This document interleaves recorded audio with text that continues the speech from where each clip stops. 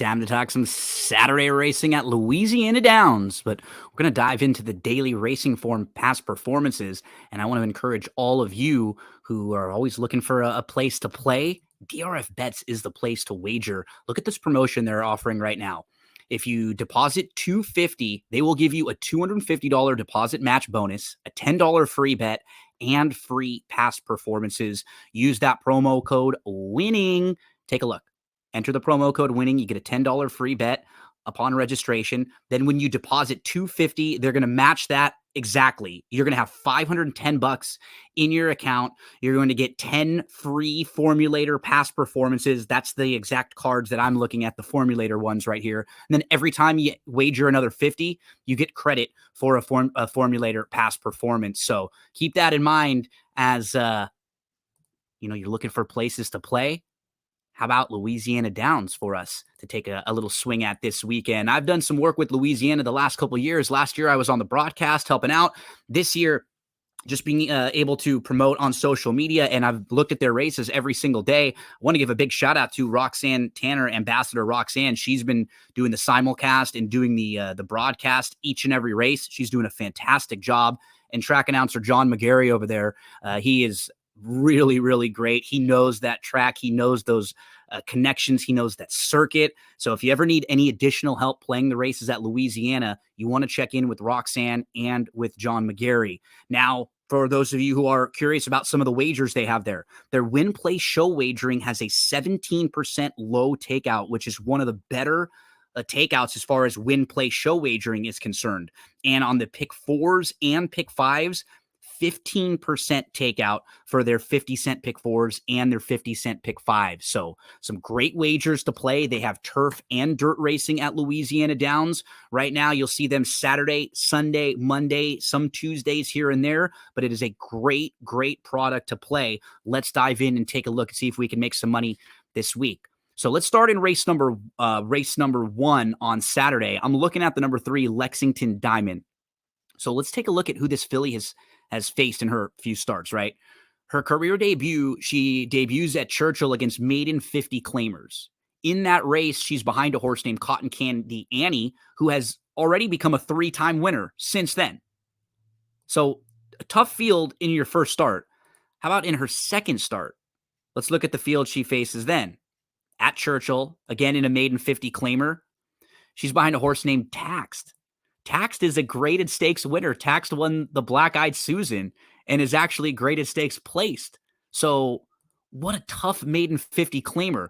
The second place finisher, Amber Cascade, came back to win a maiden special weight in her next start. The third place finisher, Psychedelic, came back to win a maiden 35 claimer in her next start. And we also had one more, Electric Sense, who came back to win a maiden 50. Oh, no, it was a maiden 15 claimer in their next start. So what a live race that produced 3 next out winners, and the winner of the race is now a grade 2 winner. Now, just compare that to where Lexington Diamond is against maiden 5,000s. Way down the ladder. Lexington Diamond shows up on April the 23rd at Oaklawn Park, and I thought ran really well that day. So let's take a look at her race. It was her first start since November. So keep in mind, we're looking at the 9 in this race, and she has not raced since November. So she probably needs this race for her best effort. It was on a good track at Oaklawn, and it was against maiden 15 claimers, which is a better, tougher level than she's at on Saturday. And got a slowish start. Step slow, was kind of squeezed in between, but did move up inside nicely. So you see she's on the inside now. She's all the way up to about 5th or so. And she's in that third flight, and she's going to run pretty well in here. It's kind of in a little traffic. She's going to angle to the 2 path, about 4 lengths off. She makes a big early move all the way up to 2nd, and then she tires. So let's just keep an eye on the 9 in here. Keep in mind, she was actually favored in this race. She's going to be coming into the Jonas Gibson barn. This barn is 6 for 11 to start the meet. She's going to add the blinkers, hoping that they can get her more forwardly placed. And Jose Guerrero is going to jump aboard. He is so good at getting speed out of horses. He's one of the better gate riders, and I think the best at Louisiana Downs. And so now all of those together, here's the 9 moving up in between horses, nicely into contention. And then right about here is just going to hit that wall where she just gets a little bit tired. Keep in mind, she hasn't run since November. So she has every right to get tired right about here. Now she's going to go second start off the bench. And we don't really need to watch the rest of this race. She ends up finishing third, beating only a couple lengths. I thought it was a good effort from her. But she comes into a barn that's rolling to start the meet. They add the blinkers with a really good speed rider aboard. Second start off the bench. Claim was voided. But since the claim was voided, she's come back and worked 4 times in a row locally at Louisiana Downs.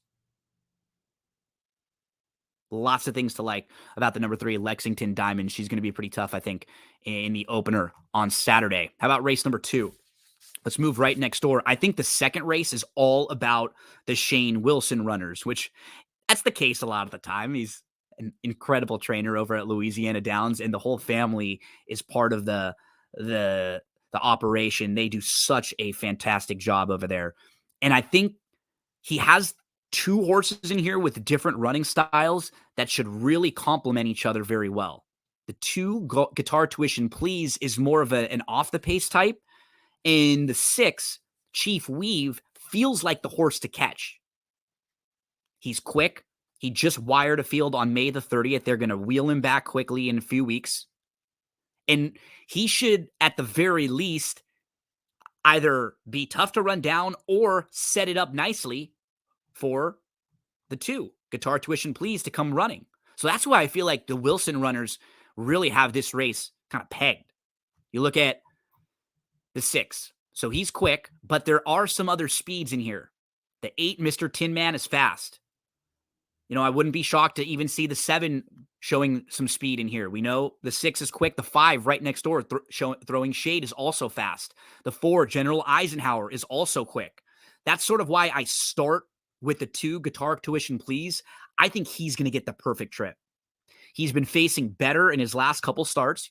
He's actually faced open company in allowance races, and now he's moving in with Louisiana breds and dropping down to a restricted claiming race. So it's like a double drop in class, moving down the class ladder and in with Louisiana breds instead of versus open company.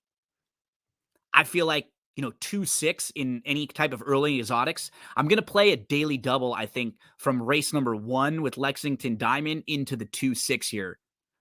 And likely be playing Guitar Tuition Please to win if we can get anything over like 7-2.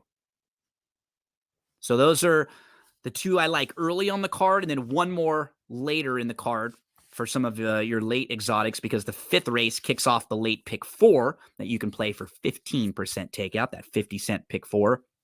A couple horses to mention in this one as well.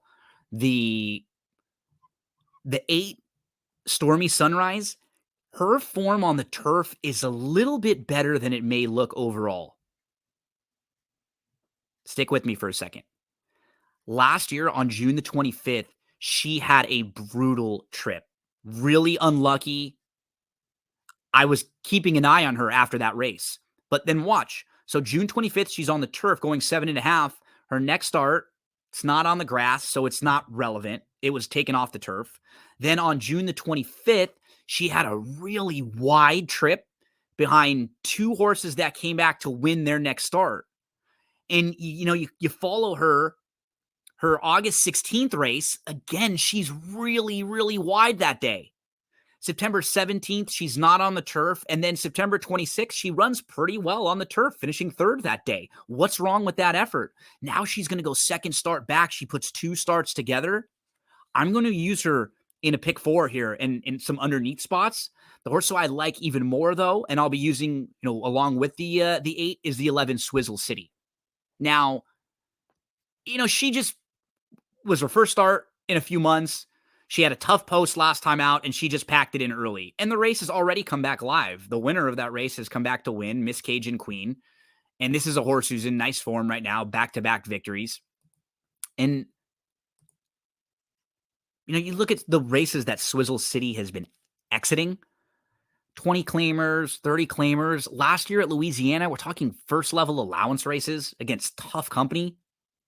I think it's just a really good spot for Swizzle City. Second start off the bench. Guerrero keeps the faith for, once again, guess who? Shane Wilson. So I'm hoping Saturday is a great day for Shane Wilson. I've got him picked on top in the second and in the fifth.